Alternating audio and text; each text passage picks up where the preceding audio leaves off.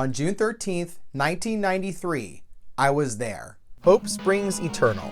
Hope is all a sports fan can have when a new season begins for the sports team they follow. For this episode, it was the San Francisco Giants in the 1993 season. Looking back on that year, it was akin to wiping the slate clean and beginning a new era. There was a possibility that I wouldn't be going to a Giants game ever again after 1992. To explain why, I'm about to dig into my own archives and give you a crash course on how disaster was averted and the Giants stayed in San Francisco and how things might have been looking up for this team. The Giants avoided the fate of relocating to Florida thanks to an 11th hour sale of the team to Peter McGowan and the National League approving the sale to keep the Giants in San Francisco. On top of that, the team got some upgrades. Roger Craig stepped down as Giants manager after the 1992 season. Dusty Baker would be the new skipper for the team. The Giants also got a new general manager in Bob Quinn Sr. They also found a replacement to fill the hole in left field after Kevin Mitchell left. He was someone I rooted hard against for two NLCS series in 1991 and 1992. Barry Bonds. New manager, new owner, new general manager, and a new free agent splash. I had no idea what to expect. I'll say this though, it was the best thing I had seen in my short time as a Giants fan since 1989. Being 15 years old, and all I knew was an NL pennant and 3 average to horrible seasons from this team. This was setting up to be some good times. The 1st of May was when the good times started to roll.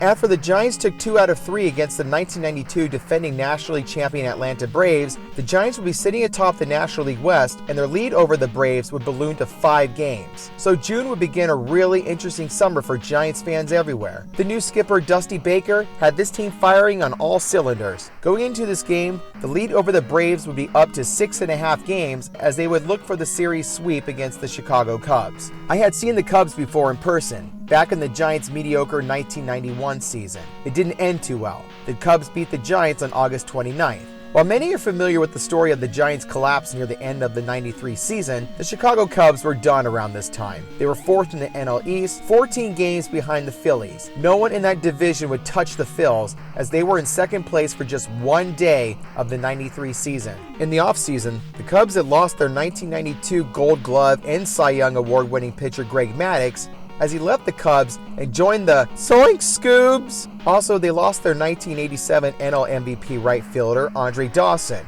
Oh well, a guy known as Slammin' Sammy would take his place and electrify Cubs fans everywhere near the end of the century. Starting pitcher for the Giants, John Burkett. 1993 would be the best season in Burkett's career. Burkett made his first All-Star appearance in 93 and would go on to win 22 games. He wouldn't be the only 20-game winner in the Giants' rotation.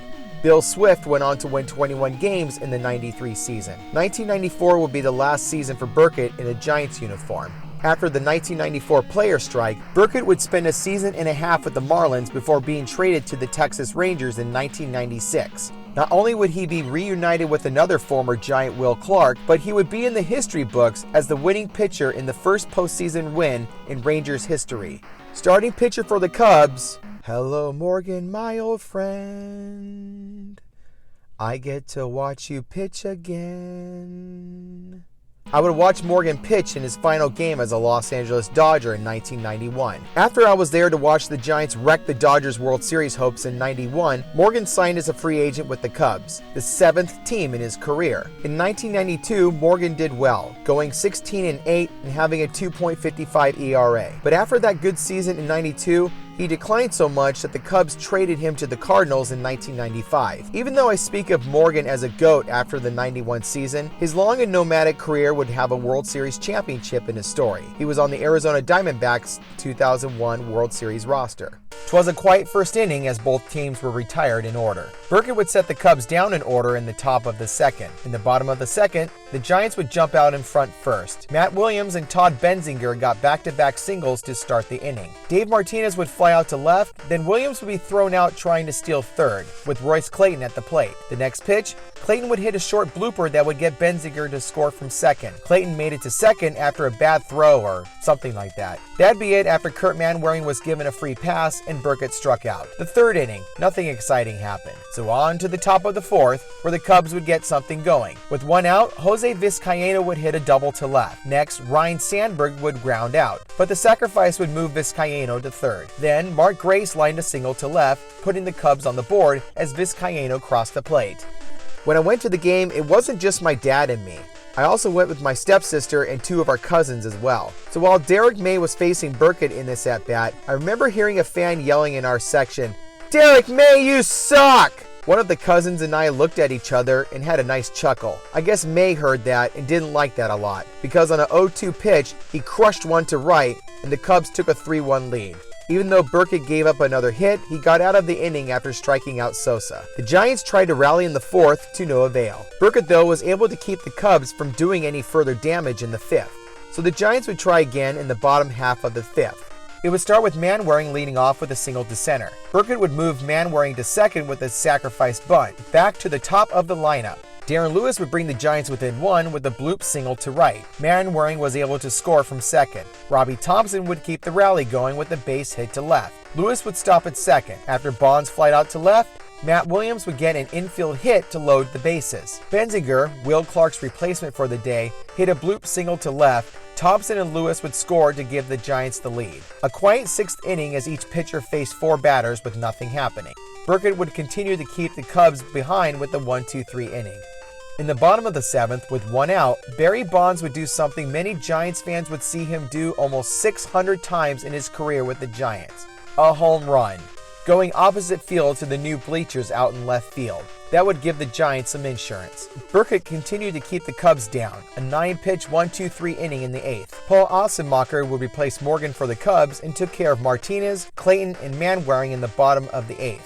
After a decent 8 innings of work, Dusty Baker would bring in the shooter, better known as the Giants' closer, the late Rod Beck. The Cubs would try to rally to get back into the game. Sandberg led off with a single to center. After Grace flied out, May would keep the rally going with a base hit to left. May would be the tying run. Rick Wilkins popped out to second. Last hope for Chicago would be Sosa, but Sosa couldn't provide the pop and hop as he flied out to center, and the Giants would complete the series sweep of the Cubbies. The Giants would keep atop the NL West for the rest of the dog days of summer. I went to one more game that season, just 3 days before my 16th birthday. However, the good times were over, and the panic button was being smashed on a daily basis. By September 12th, a 9-game lead the Giants had on the Braves after the All-Star break, it was gone. The Giants were 1 game back of Atlanta and were mired in what would be an 8-game losing streak that ran from September 7th to September 15th. The game I went to on the 12th would be part of it. I've already told the ending of this remarkable yet disappointing season in a previous video,